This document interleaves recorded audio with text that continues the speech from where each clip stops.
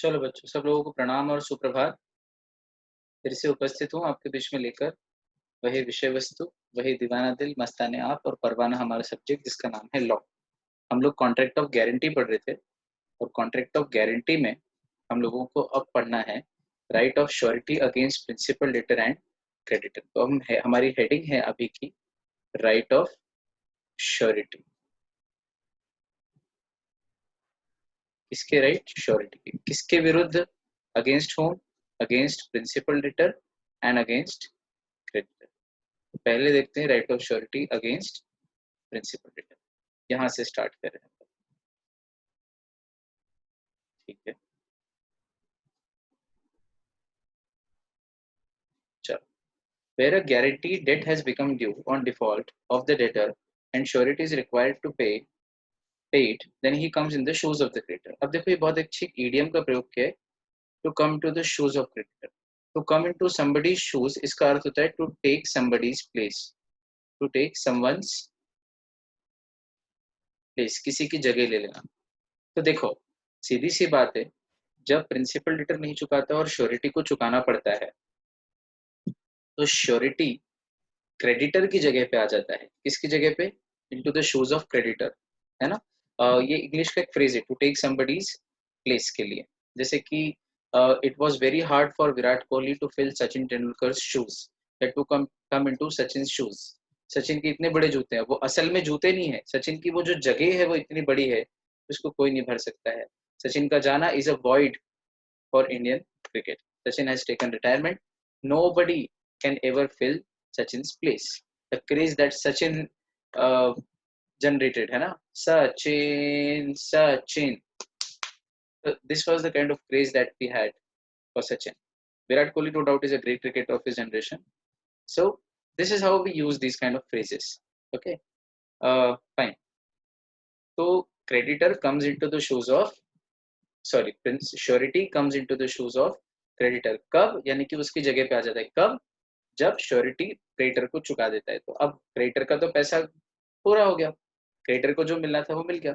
इसे हम कहते हैं डॉक्ट्राइन ऑफ सब्रोगेशन। एक टॉपिक हमारा जो था डॉक्ट्राइन ऑफ सब्रोगेशन वो मैं यहाँ पढ़ा रहा हूँ।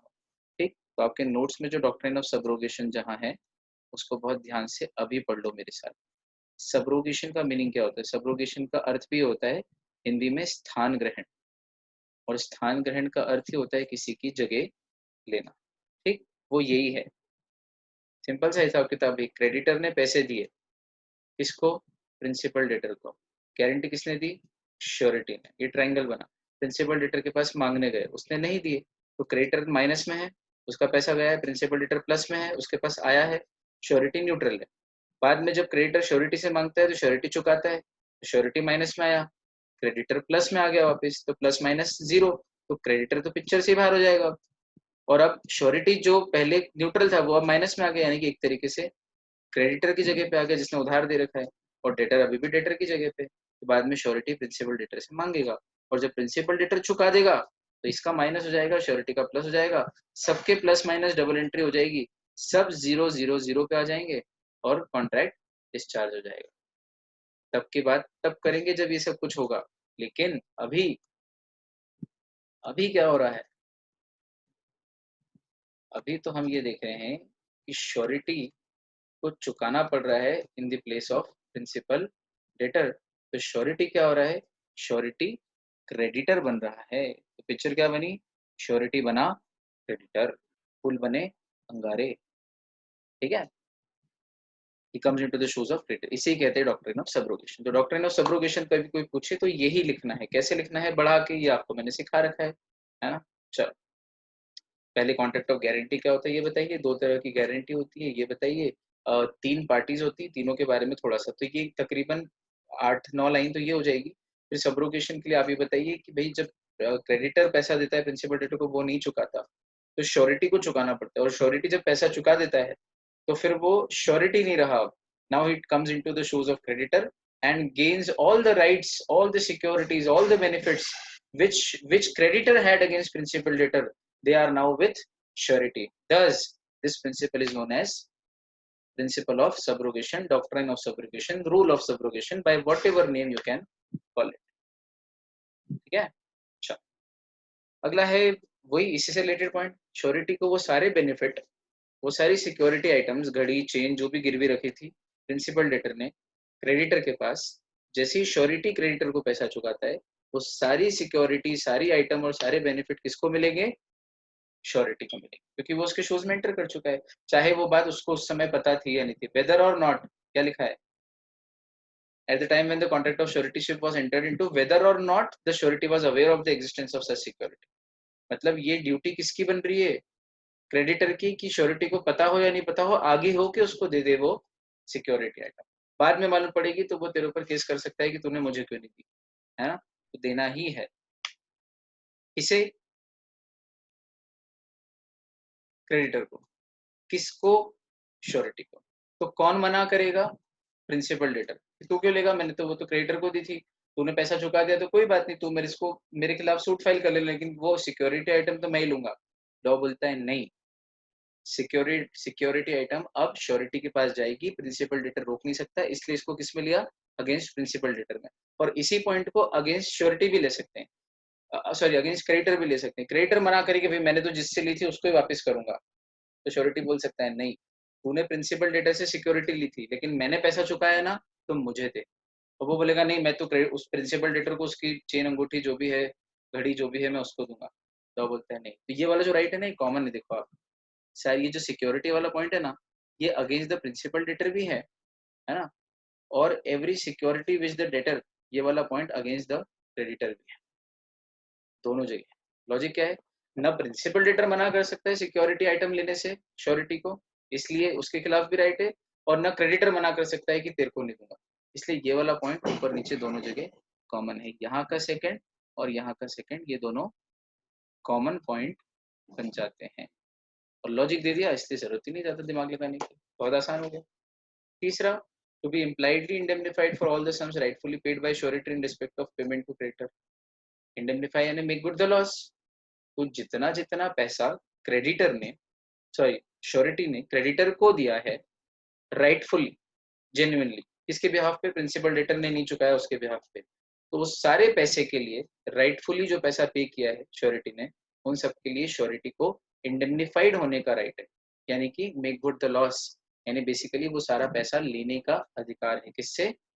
प्रिंसिपल डेटर से। हाँ, लेकिन अगर चौथा पॉइंट देखो, अगर श्योरिटी ने क्रेडिटर पैसे मांगने आया कि यार प्रिंसिपल डेटर तो दे ही नहीं रहा है, तू दे, और श्योरिटी उसके नाम पे चेक या बिल ऑफ एक्सचेंज या प्रोमिसरी नोट ऐसा कुछ लिख देता है कि ठीक है ये ले, मिल जाएगा देखो तेरा पेमेंट, और फिर वो पेमेंट जब तक मिलता नहीं है, हाथ में कैश बन के नहीं आता है, तब तक श्योरिटी प्रिंसिपल डेटर से मांगने नहीं जा सकता है।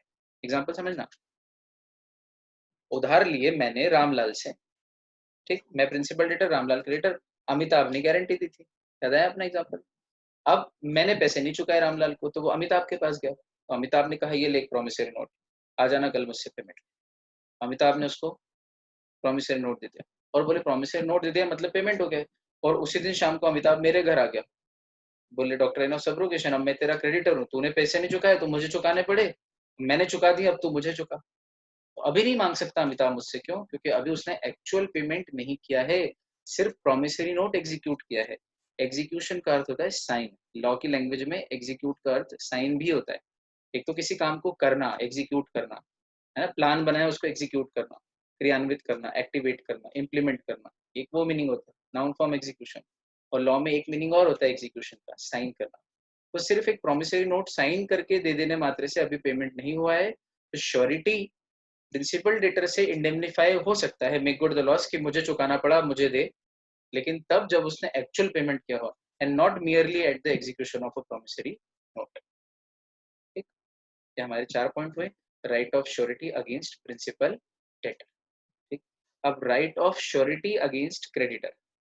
ठीक, पहला पॉइंट, फिर वही subrogation, on payment of the amount by surety और performance of all that he is liable for, the surety is subrogated to all the right that the creditor had against debtor. बस angle बदल रहा है, वहां principal debtor नहीं रोक सकता कि तू क्रेडिटर की जगह क्यों ले रहा है, और यहाँ क्रेडिटर नहीं रोक सकता है कि तू मेरी जगह क्यों ले रहा है। बेसिकली घटना एक ही है, जैसे ही पेमेंट चुकाता है श्योरिटी, वो क्रेडिटर की जगह पे आता है। अब वो क्रेडिटर की जगह पे जब आता है तो प्रिंसिपल डेटर अगर रोके तो उसके खिलाफ भी राइट है कि तू नहीं रोक सकता, और क्रेडिटर खुद रोके कि मेरी जगह क्यों आ रहा है, उसके खिलाफ भी राइट है कि तू नहीं रोक सकता। इसलिए ये दोनों पॉइंट कॉमन है। मतलब अगेंस्ट द प्रिंसिपल डेटर का जो फर्स्ट पॉइंट है और सेकंड पॉइंट है, ये फर्स्ट और सेकंड पॉइंट, और यहाँ के जो फर्स्ट एंड सेकंड पॉइंट है दोनों सेम है। अब हमने ये भी समझा कि दोनों ही सेम है, एक एक नहीं। ठीक, इसको रिपीट करने की जरूरत ही नहीं। All the rights which he had against the debtor, creditor को जो थे डेटर के खिलाफ, वो सारे राइट अब किसको मिल जाएंगे, सबरोगेट हो जाएंगे, यानी कि उसकी जगह पे आ जाएगा कौन, श्योरिटी। चल, तीसरा राइट श्योरिटी का अगेंस्ट द क्रेडिटर है राइट ऑफ क्विया टिमेट एक्शन। ये बहुत ही इंपॉर्टेंट राइट है, इसको ध्यान से सुनना। क्विया टिमेट एक्शन, क्विया टिमेट एक्शन, इसका क्या मीनिंग है? देखो, इसका एग्जांपल बनाते हैं। ए ने बी की सी को, तो आपको याद ही, ये भी अपना फेमस एग्जांपल है। ए ने बी की सी को क्या दी, गारंटी दी। ठीक है, कितने रुपए की, 10 लाख रुपए की। बड़ा अमाउंट लेते हैं 10 लाख। चलो, ए ने बी किसी को गारंटी दी, मतलब बी ने उधार लिए कितने, 10 लाख रुपए। किससे, जीरो जीरो ही बना देते हैं।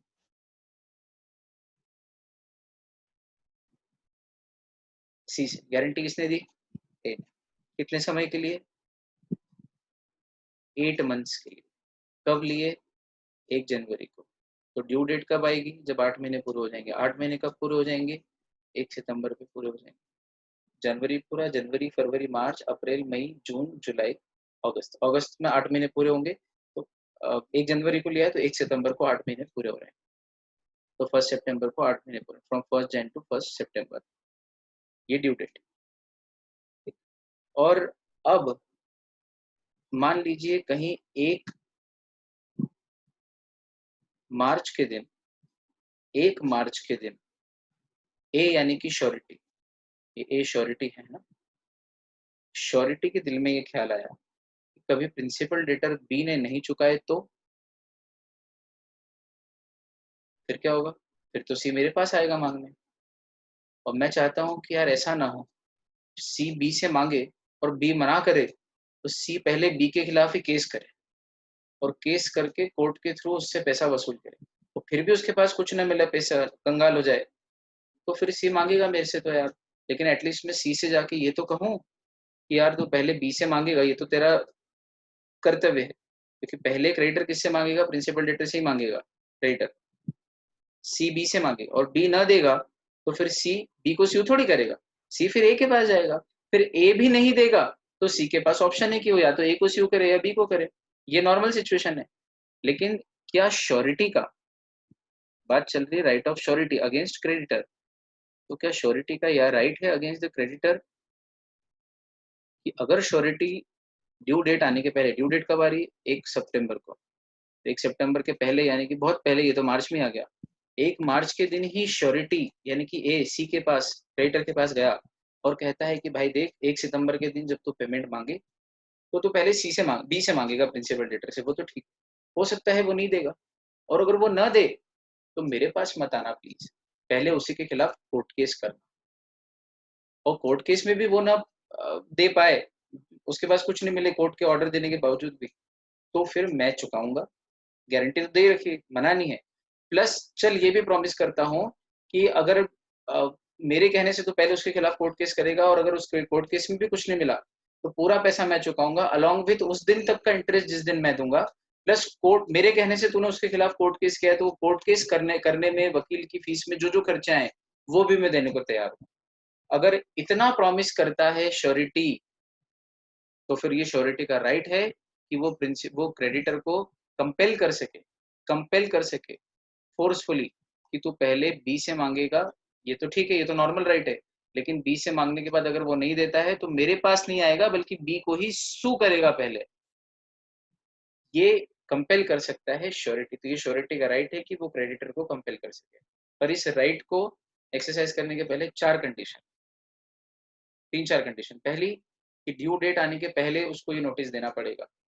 श्योरिटी को क्रेडिटर को श्योरिटी के द्वारा क्रेडिटर को ये नोटिस दिया जाएगा ड्यू डेट आने के पहले। Condition number 1। कंडीशन नंबर 2, ये प्रॉमिस करना पड़ेगा कि अगर फिर भी पैसा रिकवर नहीं हुआ तो मैं चुकाऊंगा।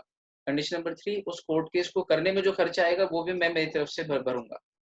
ठीक, और ये सब मैं चुका दूंगा अगर श्योरिटी ने नहीं, प्रिंसिपल डेटर ने नहीं चुकाया। अगर इतना सब प्रॉमिस करता है तो फिर अधिकार है right of surety against the creditor कि वो क्वेटिमेट एक्शन, क्वेटिमेट एक्शन, टिमेट यानी टाइम, एक्शन यानी कोर्ट केस, लीगल एक्शन, हुआ यानी पहले, तो टाइम आए उसके पहले ही एक्शन यानी कोर्ट केस, तो श्योरिटी मतलब ड्यू डेट आने के पहले ही मैं कह दूं कि एक्शन तो हमेशा पहले प्रिंसिपल डेटर के खिलाफ ही लेगा, इसे कहते हैं राइट ऑफ क्वेटिमेट एक्शन। ठीक, आप तो एग्जाम में कभी आ जाए what is right to quia timet action, तो ये पूरा पैराग्राफ लिख देना। समझा मैंने दिया, एक बार पढ़ देता हूँ। देखो, at the time before the guarantee debt has become due, तो कब, एक टाइम पर, कौन सा टाइम, गारंटीड डेट जो है, जिस डेट की गारंटी दी है वो ड्यू हुआ, ड्यू कब होगा, 1 सितंबर। उसके बिफोर, बिफोर यानी 1 मार्च। ठीक है, इसका मतलब जो गारंटीड डेट बिकम ड्यू यानी कि 1 सितंबर की डेट, उसके before, before and before the surety is called upon two पे द अमाउंट। ऑब्वियसली अभी प्रिंसिपल डेटर से मांगा ही नहीं है, जब मांगने ही नहीं गया है तो श्योरिटी से भी नहीं मांगा है, तो श्योरिटी से पेमेंट किए करने जाने का बोले जाने से पहले, मतलब ड्यू डेट भी नहीं आनी चाहिए और श्योरिटी से मांगा भी नहीं अभी तक। ठीक, he has a right, he means surety has a right to require the creditor, कि वो क्रेडिटर से ये कह सके, रिक्वायर यानी कंपलसरी कह सके कि सबसे पहले तू सू करेगा और रिकवर करेगा अपना guarantee debt against the principal debtor. ठीक, against the principal debtor implied है। Such a right is described as a right to file a quia timet action against the debtor, against the debtor यानी कि क्वेटिमेट action time आने के पहले ही मैं बोल चुका हूँ कि एक्शन किसके खिलाफ होगी, अगेंस्ट द डेटर। आ गया यहाँ पर, अगेंस्ट द डेटर, डेटर ने प्रिंसिपल डेटर। लेकिन इसमें कंडीशन है, मैंने कहा था 3-4 कंडीशन है तभी ये राइट है। In such a case the surety must undertake, undertake यानी जिम्मेदारी लेनी पड़ेगी, क्या, कि जो भी रिस्क होगी, डिले होगा यानी इंटरेस्ट वगैरह, एक्सपेंसेस होंगे कोर्ट केस करने के, इन इन डूइंग सो मतलब ऐसा करने में, पहले इसको स्यू करो फिर भी नहीं मिले तब मेरे पास आना, ऐसा अगर कंपल्सरीली ए कह रहा है क्रेडिटर से, तो फिर इन डूइंग सो ऐसा करने में जो भी रिस्क, एक्सपेंस और डिले होगा वो कौन बियर करेगा, वो इंडेमनीफाई यानी कि वो जो भी लॉस होगा क्रेडिटर का वो मैं इंडेमनीफाई करूंगा यानी कि मैं पे करूंगा। ये कंडीशन फुलफिल। एक एक्स्ट्रा पॉइंट है यहाँ पे नीचे, Sanderson versus Aston, where a surety has guaranteed the fidelity of a person and he finds that such a person is persistently dishonest, he can call upon the creditor to dismiss him from service। जैसे मैंने एक व्यक्ति की guarantee दी bank में नौकरी लगवाते समय, आजकल तो नहीं होती ऐसी, पहले होती थी 50-100 साल पहले, कि एबीसी बैंक में मेरी गारंटी से एक्स को एम्प्लॉय रख लिया और मुझे लगता है, अभी तो रख लिया, और मुझे लगता है कि एक्स एक बेईमान व्यक्ति है, बैंक में गड़बड़ कर रहा है, मैंने इसकी गारंटी दी, कल कोई पकड़ाएगा तो ये फिर चुकाएगा और ये नहीं चुकाएगा तो मेरे को चुकाना पड़ेगा, मेरे इससे अच्छे रिश्ते थे तो उसका फायदा उठा के इसने मेरे से गारंटी दिला दी, अब बैंक में ये बेईमानी कर रहा है, तो मैंने बैंक को अगर बोल दिया इसको इमीडिएटली नौकरी से निकाल दो नहीं तो मेरी कोई गलती नहीं होगी, तो फिर अब अगर वो व्यक्ति बैंक नहीं निकालता है उसको और अब अगर वो व्यक्ति फिर भी कुछ घोटाला करता है तो उसके लिए मैं लायबल नहीं रहूंगा। लेकिन मजे की बात, मान लो मैंने बैंक को नोटिस दिया 10 जुलाई को और उसको नौकरी पे 1 जुलाई को रखा था, ठीक, तो 1 से 10 जुलाई के बीच में जो घोटाले किए उसके लिए मैं लायबल हूँ एज ए श्योरिटी। पर 10 जुलाई को मैंने बोल दिया कि इसको निकाल देना, मेरे हिसाब से फ्रॉड आदमी है, कुछ गड़बड़ कर रहा है आपके बैंक में, देखना मेरी कोई गलती नहीं, फिर इसको निकाल दो आज ही, और बैंक ने उसको अगर मान लो 18 जुलाई को निकाला है, 17 जुलाई को निकाला, 20 जुलाई को निकाला, 10-20 दिन मतलब 15 जुलाई, कभी भी 8-15 दिन बाद निकाला, तो उन 8-15 दिन का जो बेईमानी का घोटाले का हिसाब किताब है वो फिर बैंक पर्सनली लेगा, उसके लिए मैं श्योरिटी नहीं रहूंगा।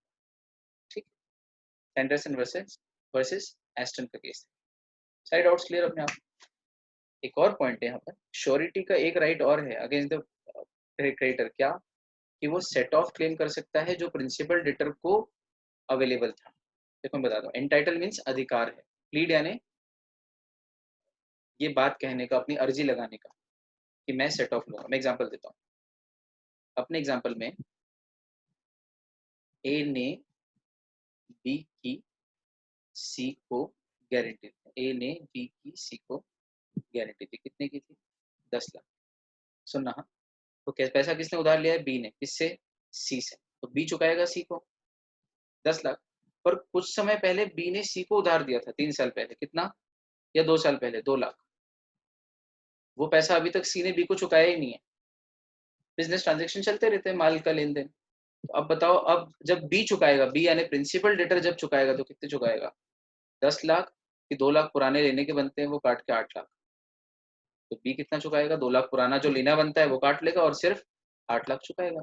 तो क्या बी को कोई सेट ऑफ इसको सेट ऑफ बोलते हैं। 10 देना है, 2 लेना है, तो जो लेना है वो काट दो तो बचे 10 में से 2 गए 8, 8 लाख रुपया फाइनली देना है, ये सेट ऑफ हुआ। तो क्या बी को सेट ऑफ का एंटाइटलमेंट था, यानी सेट ऑफ का अधिकार था? क्या वर्ड देखो एंटाइटल्ड, क्या बी एंटाइटल्ड था किसी सेट ऑफ के लिए? हाँ। तो बी कौन? Principal debtor. तो अगर प्रिंसिपल डेटर को कोई सेट ऑफ करने का एंटाइटल था तो वो सेट ऑफ श्योरिटी भी ले सकता है। Same rule, liability of surety is coextensive with that of principal debtor. यहाँ भी लगा लो तो भी चलेगा। जब वो सेट ऑफ करता है तो उसकी लाइबिलिटी कितनी बचती? 8 लाख। तो श्योरिटी की भी कितनी बचेगी? 8 लाख। श्योरिटी की लाइबिलिटी तो प्रिंसिपल डेटर के साथ साथ चलती है। Surety is entitled to plead any set off which the principal debtor may have against the creditor. नहीं है तो फिर जितना चुकाना उतना चुका, नहीं। पर अगर कोई सेट ऑफ लेने का केस बनता तो अच्छे से निश्चित रूप से सेट ऑफ ले सकता था, श्योरिटी का राइट अगेंस्ट क्रेडिटर। डन। बहुत अच्छा। चलो आगे बढ़ रहे हैं। अब कुछ पॉइंट्स है छोटे मोटे। गारंटी कब इनवैलिड हो जाती है? हेडिंग है guarantee when invalid.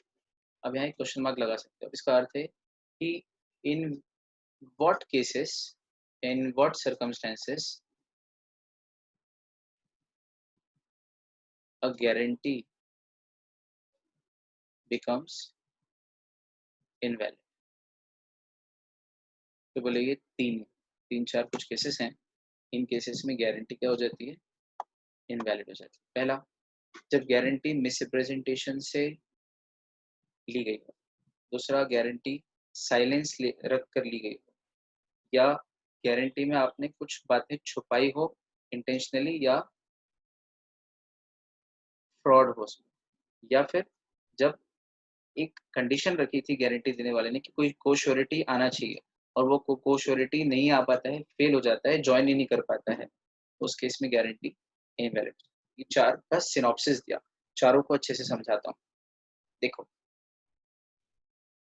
Misrepresentation example है, ए ने बी की सी को गारंटी दी, ठीक है। बी की सी को, तो बी ने उधार लिया है सी से, और पहले भी लिया था बी ने सी से उधार, पहले भी लिया था सी से उधार और नहीं चुकाया। तो सी जानता है बी को कि बी एक बहुत ही घटिया आदमी है और बी देता ही नहीं कभी पैसा। तो वापस क्यों दिया? क्योंकि इस बार बेचारा ए आया था गारंटी देने। ठीक है भाई, तू गारंटी दे रहा है तो मैं दे देता हूँ बी को। अब मजे की बात देखो, ए बी से अभी अभी मिला है कुछ दिनों पहले, और बी ने ए को ऐसा अपने वचनों के जाल में, अपनी वाणी के जादू में, अपनी बातों के जाल में फंसा रखा है कि एज इफ कि मैं बहुत बढ़िया व्यक्ति। तो एक दिन बी ए से बोलता है कि यार वो सी नाम का एक व्यक्ति उधार नहीं दे रहा है मेरे को, मेरे का बिजनेस में कुछ जरूरत है मुझे पैसों की, मेरा एक काम है, आप गारंटी दोगे तो मैं दे दूंगा। तो ए नया नया बी से जुड़ा है अभी, तो बहुत अच्छे रिलेशन होते हैं, तो बोले ठीक है सर मैं आपकी गारंटी देता हूँ। तो ए ने बी की गारंटी दे दी सी को। तो सी की ड्यूटी बनती है क्रेडिटर की कि वो ए को बता दे कि भाई साहब आप जिसकी गारंटी दे रहे हो ये फ्रॉड आदमी, इसने पहले भी मुझसे लिए थे, उधार नहीं दिए थे, चुकाया नहीं था, मैं इसीलिए इसको इस बार नहीं दे रहा था, पर आप गारंटी दे रहे हो तो मैं दे रहा हूँ, आपको अभी भी सोच लो गारंटी देना हो। ये तो सी की जिम्मेदारी ना, जो बात वो जानता है वो बतानी चाहिए, लेकिन सी ने नहीं बताई। ठीक, अब नहीं बताई, इसका मतलब आप देखो, इस इसका मतलब कुछ ना कुछ मिसरिप्रेजेंट किया है क्रेडिटर ने। ठीक, और मेड विद हिज नॉलेज, या क्रेडिटर जानता है कि गड़बड़ है, उसके बाद भी गारंटी के कॉन्ट्रैक्ट में एंटर कर रहा है क्रेडिटर, और उधार भी दे रहा है और बेचारे की गारंटी भी ले रहा है, ऑब्टेन कर रहा है गारंटी किससे? श्योरिटी से। तो जब गारंटी ऑब्टेन करते हैं हम श्योरिटी से बाय वे ऑफ मिसरिप्रेजेंटेशन, चाहे वो क्रेडिटर डायरेक्टली करे या क्रेडिटर की आंखों के सामने प्रिंसिपल डेटर करे, concealing material part of the, और वो जो मटेरियल पार्ट है, भाई उस व्यक्ति की क्रेडिबिलिटी एक बहुत ही मटेरियल इन्फॉर्मेशन है, इंपॉर्टेंट इन्फॉर्मेशन है। तो उस इंपॉर्टेंट इन्फॉर्मेशन से कंसर्न यानी रिलेटिंग, तो जो इंपॉर्टेंट इन्फॉर्मेशन है, महत्वपूर्ण बात है, उनसे रिलेटेड मुद्दे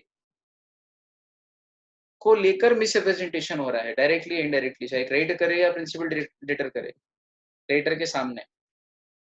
और ये बात इनोसेंट श्योरिटी को नहीं मालूम है, और जब उसको बाद में पता चलेगी तो वो कह सकता है मेरी गारंटी इनवैलिड। डिस्चार्ज तो छोड़ो, डिस्चार्ज तो तब हो जब पहले कभी चार्ज था और मैं डिस्चार्ज हुआ, ठीक। लेकिन मैं तो इसको वॉइड एब इनिशियो ही मान रहा हूँ, क्योंकि जिस समय गारंटी का कॉन्ट्रैक्ट बना उसी समय से मैं एंटर ही नहीं हुआ, ऐसा माना जाएगा, ये गारंटी है मेरी इनवैलिड। इसलिए इसको डिस्चार्ज मैंने लेते हुए गारंटी व्हेन इनवैलिड करके हेडिंग बनाई। सेक्शन 142, 143, 144 समझ आया। फिर अगला point, when the creditor has obtained any guarantee by means of keeping silence. यहाँ तो उसने पॉइंट नंबर 1 में तो उसने मिसरिप्रेजेंट किया। मिसरिप्रेजेंट किया मींस कुछ प्रेजेंट किया लेकिन गलत, अरे नहीं नहीं ये बहुत बढ़िया व्यक्ति, इस टाइप से। लेकिन अगर यहीं पे वो चुप रह जाए, सिर्फ कुछ ना बोले, वापस कहता हूँ, पॉइंट नंबर 1 जो पढ़ा ना, उसमें आप ये अर्थ लगाना कि क्रेडिटर के सामने कोई और कर रहा है, वो क्रेडिटर कुछ नहीं बोल रहा है, या क्रेडिटर खुद डायरेक्टली कुछ न कुछ मिसरिप्रेजेंट कर रहा है, जैसे अरे ये तो बहुत बढ़िया व्यक्ति है, इसने तो पहले भी अच्छा लड़का है, इसका तो आपने गारंटी दी है, बिल्कुल कोई टेंशन वाली बात नहीं, ये मिसरिप्रेजेंटेशन है। और पॉइंट नंबर 2 में साइलेंस है, कि पहले भी इसने उधार लिए लेकिन ये चुकाता नहीं है, ये बात बताने जैसी थी लेकिन आपने बताई नहीं, चुप ही रह गए, ना लिया था ये बताया, ना चुकाया था ये बताया, और अच्छा है बुरा है कुछ भी नहीं बोला, चुप ही रह गए, मियर चुप रह गए। तो अगर जो बात बताने जैसी थी और आपने नहीं बताई है, एक तो गलत बताई पॉइंट नंबर 1, तो भी गारंटी इनवैलिड। दूसरा पॉइंट नंबर 2, बताने जैसी थी पर आपने नहीं बताई, तो भी गारंटी इनवैलिड। और ये पॉइंट नंबर 2 का एक्सप्लेनेशन है। जब आप मीन्स ऑफ कीपिंग साइलेंस यानी चुप रहकर गारंटी ऑब्टेन करते हो, बोलने वाली बात भी बोली नहीं, वो गारंटी दे रहा है, आपने चुपचाप ले ली, उस बेचारे को तो मालूम भी नहीं है कि ये धोखेबाज है, तो आपको आगे होके बता देनी थी ये बात। यूबी रेमेई फिडेई, अटमोस्ट गुड फेथ, जहां नहीं भी पूछे तो सारे मटेरियल फैक्ट बता देने चाहिए, याद आया, वहां पर चुप नहीं रहना चाहिए। लेकिन हर चुप रह जाना इज नॉट फ्रॉड। हाँ, वो चुप रहने के पीछे आपका इंटेंशन फ्रॉड होना चाहिए, there must exist some element of fraud, ठीक।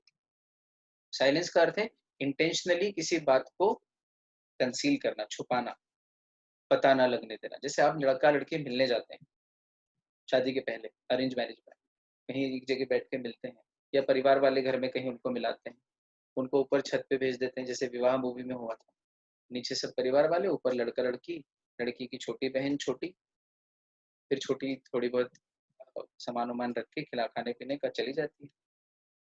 तो लड़का लड़की से बहुत सारे सवाल पूछता है और लड़की उनके जवाब भी देती है, पर लड़का ये नहीं पूछ पाता कि तुम्हारा कोई बॉयफ्रेंड है या नहीं, उसको लगता है यार अच्छा नहीं लगता ऐसे सवाल पूछ, और शादी हो जाती है। शादी के अगले दिन सुबह लड़की के फ्रेंड्स का फोन आता है, और कैसी है, कैसी बीती रात, फलाना ढिमका, घटिया घटिया बातें, लड़की उनको बता रही ये रहा वो रहा, ऐसा बढ़िया, मेरा हस्बैंड अच्छा है, ये वो। तो हस्बैंड बोलता है किससे बात करी, बोले मेरे बॉयफ्रेंड से। बोले यार तेरे बॉयफ्रेंड्स भी हैं, बोले हाँ अभी भी हैं, बोले हाँ। बोले अब तो शादी होगी, बोले तो क्या हुआ, बॉयफ्रेंड में क्या प्रॉब्लम है। तो बोले तूने बताया ही नहीं, तो लड़की बोलती तुमने पूछा ही नहीं। तो ये साइलेंस नॉर्मल साइलेंस है या ये इंटेंशनल कंसीलमेंट है। लड़की जो चुप रह गई थी, तूने पूछा नहीं तो मैंने बताया नहीं, मैं चुप रह गई उस विषय पे, मैंने कुछ बोला ही नहीं। लेकिन ये वो बात थी जो बिना पूछे भी बता देनी चाहिए थी, तो तूने इंटेंशनली कंसील की है, छुपाई है, ताकि मुझ जैसे बड़े पैसे वाले व्यक्ति से शादी हो जाए, बॉयफ्रेंड के मजे भी चलते रहे और पैसे वाले की बीवी बन के भी मजे ले। गलत तरीका है ना। ऐसा वाइस वर्सा उल्टा भी हो सकता है, लड़के भी हो सकते हैं, मतलब डोंट गेट मी रॉन्ग, है ना। तो यहाँ एलिमेंट ऑफ फ्रॉड नजर आ रहा है। तो सिर्फ कुछ न बताना, छोटी मोटी चीज, मियर नॉन डिस्क्लोज, नॉन डिस्क्लोजर यानी नहीं बताना, डिस्क्लोज नॉन यानी नहीं करना, तो मियर नॉन डिस्क्लोजर नहीं, वो अलग है। ऐसा कुछ नॉन डिस्क्लोजर जो इंटेंशनल कंसीलमेंट हो, उसे हम साइलेंस कहेंगे, जिसमें there must be some element of fraud, और ऐसा कुछ है तो वो guarantee invalid. Last last point बोलता है कि जब ए ने बी की सी को गारंटी दी थी, ए ने, तो ए ने कहा था ये ठीक है मैं गारंटी तो दे रहा हूँ, लेकिन जब तक एक और श्योरिटी नहीं आता तब तक मेरी गारंटी वैलिड नहीं होगी, मतलब मैं अकेला बेयर नहीं करूंगा, बी ने जो 10,000 रुपए उधार लिए, कोई एक और श्योरिटी लेके आ तू, फिर हम दोनों मिलके चुका देंगे अगर तूने नहीं चुकाया। तो मैं पूरे पैसे नहीं दे सकता, मैं तो बांटूंगा अपनी लाइबिलिटी।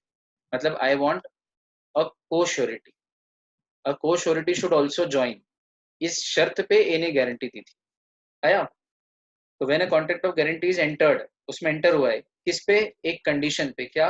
कि creditor shall not act, creditor तब तक नहीं चुकाएगा अंटिल, तब तक नहीं जब तक कि अनदर पर्सन एज ए को श्योरिटी ज्वाइन नहीं करता, जब तक कि another person has joined in it as co surety.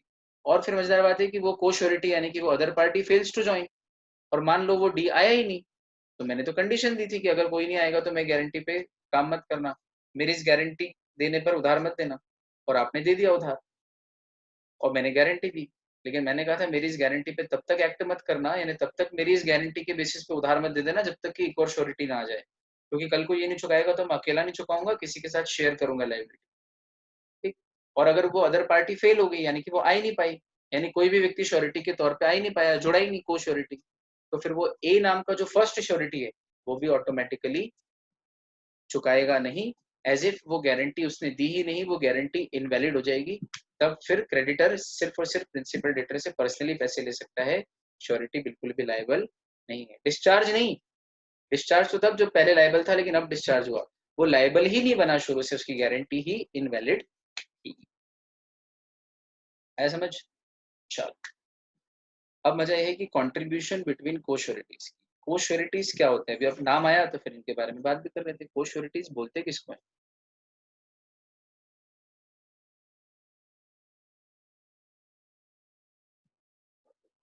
इसको रब कर लेते हैं।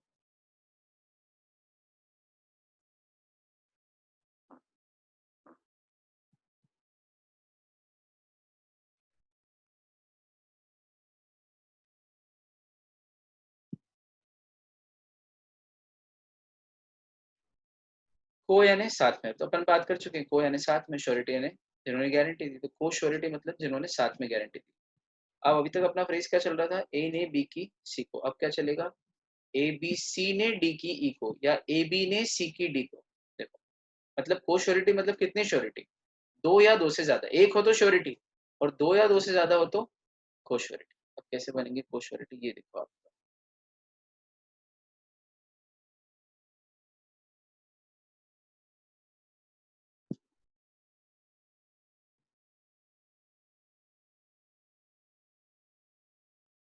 अच्छा,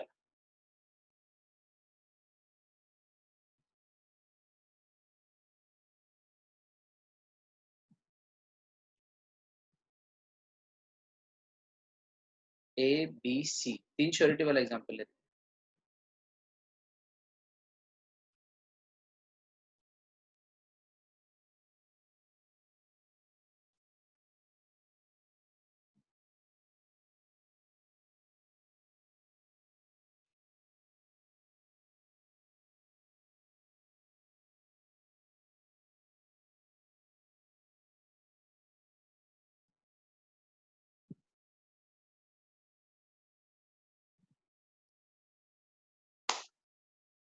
ए बी सी तीन लोग हैं, तीनों ने मिलकर डी नाम के एक व्यक्ति की गारंटी ई को दी।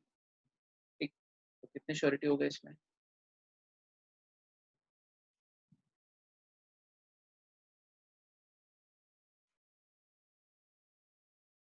ए बी सी तीनों ने मिलकर डी की गारंटी ई को दी। ए बी सी ने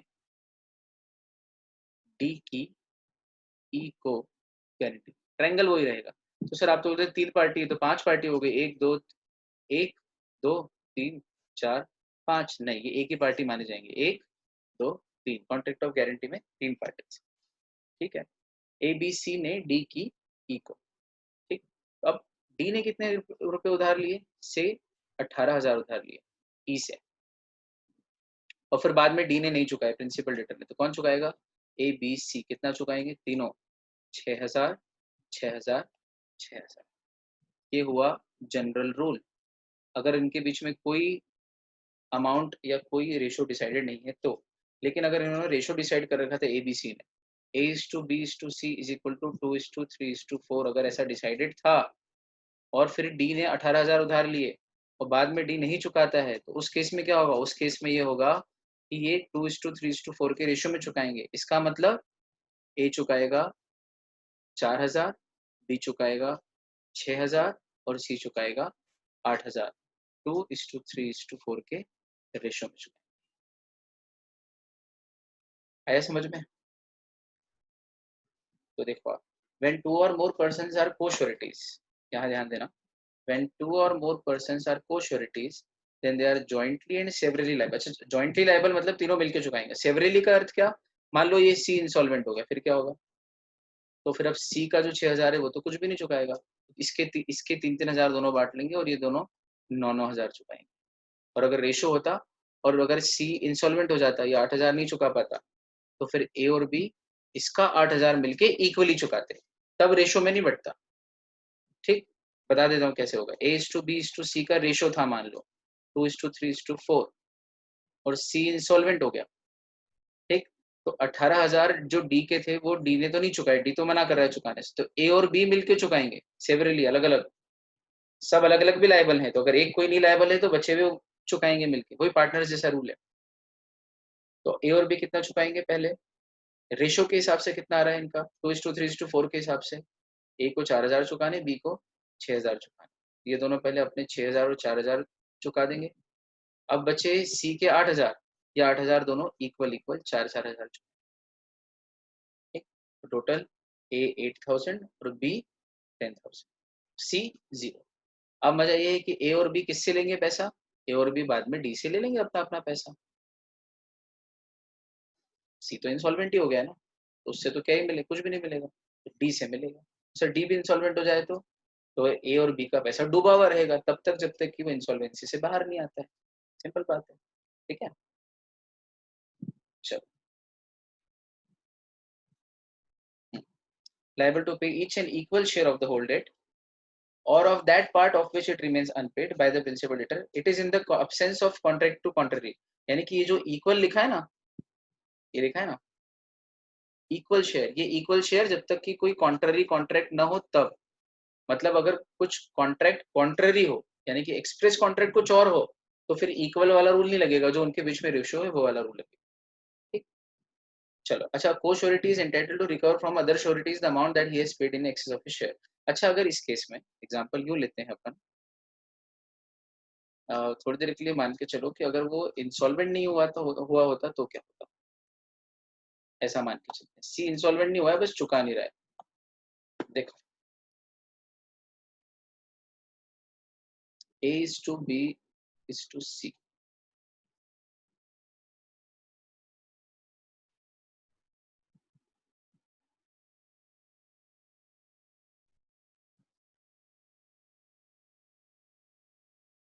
ए 2:3:4। डी ने उधार लिए ई से कितने? 18,000, और डी बाद में चुकाने से मना कर रहा है। अब मजा ये है कि A is to B is to C का हिसाब से ए चुकाएगा 4,000, बी चुकाएगा 6,000, सी चुकाएगा 8,000। ये तो अपन ने बना लिया। अब मान लो बी चुकाने से मना कर रहा है, इंसॉल्वेंट नहीं हुआ है, मना कर रहा है। ठीक है, इससे बाद में देखेंगे, अभी तो चुकाए। तो ई तो छाती पे आगे चढ़ गया, मेरे को तो मेरा पैसा चुकाओ, डी नहीं चुका रहा है और बी भी मना कर रहा है, तो ए और सी पहले अपना अपना चुका देंगे, 4 और 8, है ना? मतलब उतना तो चुका नहीं है। और जो बी का 6,000 है वो भी 3-3 बांटना पड़ेगा, तो फिर वो 3 जोड़ के इसका 7,000 हो जाएगा और इसका 11,000, और 11 7 18। ई को उसके 18,000 मिल गए, ई बाहर हो गया। अब मजा ये है कि ए को 7,000 रुपए जेब से गए तो ए को लेना बनता है, और सी की जेब से 11,000 गए, सी को लेना बनता है। अब ये पैसा कैसे लेगा ए? तो ए को ये पैसा दो तरीके से लेने का अधिकार है, दो तरीके से। बी सी को भी ये पैसा लेने का दो तरीके से अधिकार है।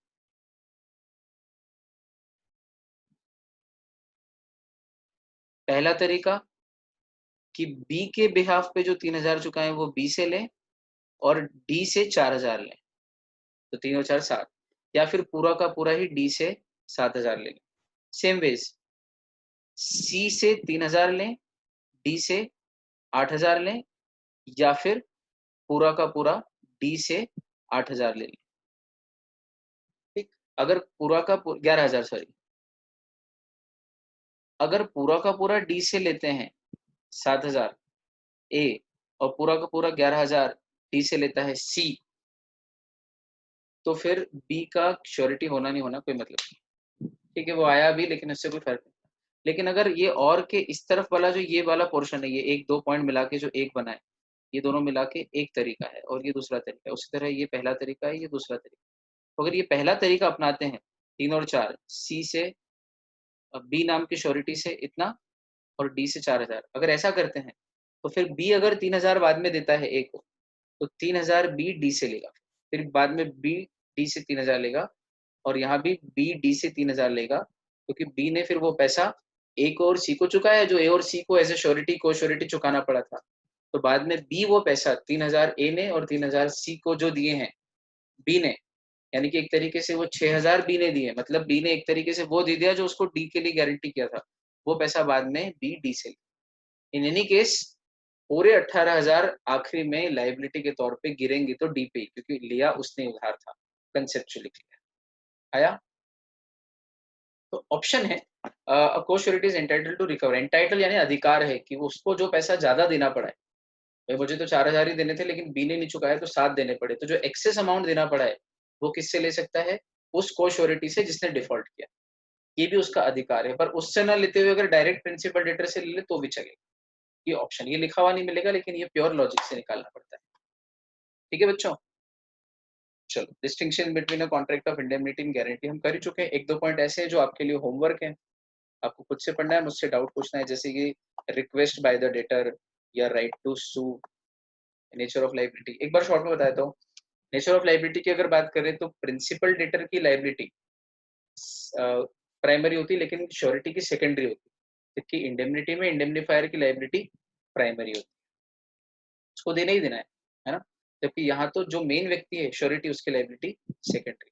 एक रिक्वेस्ट बाय द डेटर का पॉइंट है जिसका अर्थ है कि जो व्यक्ति डेटर है यानी जिसका फॉल्ट है, जैसे जिसने कार को आग लगाई, तो क्या वो जाके इंडेमनीफायर से इंश्योरेंस कंपनी से रिक्वेस्ट करता है क्या कि सामने वाले की कार को मैंने आग लगा दी है, मैं डेटर हूँ वैसे तो मेरी रिक्वेस्ट पे आप उसका पैसा दे दो प्लीज, इंश्योरेंस का नहीं।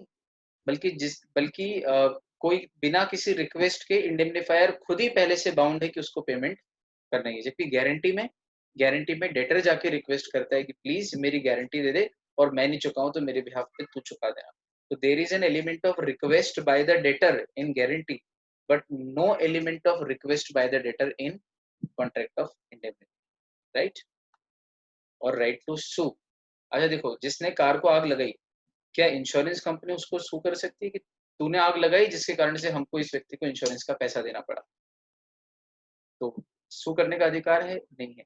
लेकिन क्या गारंटी में श्योरिटी को सू करने का अधिकार है प्रिंसिपल डेटर को कि देख तूने पैसा नहीं चुकाया तो मुझे चुकाना पड़ गया और अब तो मुझे नहीं दे रहा है तो मैं तेरे खिलाफ सू करूंगा? हाँ कर सकता है। तो गारंटी की कॉन्ट्रैक्ट में श्योरिटी प्रिंसिपल डेटर को राइट टू सू है, यानी सू कर सकता है। जबकि कॉन्ट्रैक्ट ऑफ इंडेमनिटी में इंडेमनीफायर उस थर्ड पार्टी को जिसके कारण लॉस हुआ है और आग लगी उसको डायरेक्टली सू नहीं कर सकते। ये point of difference between indemnity and guarantee. बाकी नंबर ऑफ पार्टीज, एक में 3 दूसरे में 1, नंबर ऑफ कॉन्ट्रैक्ट एक में 3 दूसरे में एक में 2, 2 पार्टीज, गारंटी में 3, इंडेमनिटी में 2, गारंटी में 3, नंबर ऑफ कॉन्ट्रैक्ट्स, इंडेमनिटी में 1, गारंटी में 3। ऑब्जेक्ट, वहां पर ऑब्जेक्ट है make good the loss indemnity में, जबकि यहाँ पर किसी को लोन या जॉब दिलवाना, एम्प्लॉयमेंट दिलवाना ऑब्जेक्ट या पर्पस है। और इंडेमनिटी में लाइबिलिटी फ्यूचर में जाके अराइज होती है कहीं ना कहीं, अभी नहीं है, there is no existing debt और ड्यूटी या लाइबिलिटी। जबकि गारंटी में डे वन से कोई न कोई लाइबल रहता है, लाइबिलिटी या ड्यूटी या डेट एग्जिस्टिंग होता है। प्रिंसिपल डेटर तो डे वन से ही लाइबल होता है। There is always an existing debt in a contract of guarantee. ये हमारे point of difference between indemnity and guarantee. So here we have come to the end of this chapter I guess. हमारा पूरा हो चुका है almost. Rights हो गए हैं, डिस्चार्ज हो गया है, कंटिन्यूइंग गारंटी हो गया है और श्योरिटी की लाइबिलिटी का नेचर हो गया है। कंसिडरेशन वगैरह तो हम कर चुके हैं, कॉन्ट्रैक्ट ऑफ गारंटी वगैरह के बारे में पूरा अच्छे से। चलो भाई, so here we come to the end of this chapter. आप लोगों ने बहुत प्रेम से सुना, पुनः अनुग्रहित हूँ। अगली मुलाकात करते हैं कल, तब तक के लिए bye bye, take care and keep smiling all of you. Thank you so much.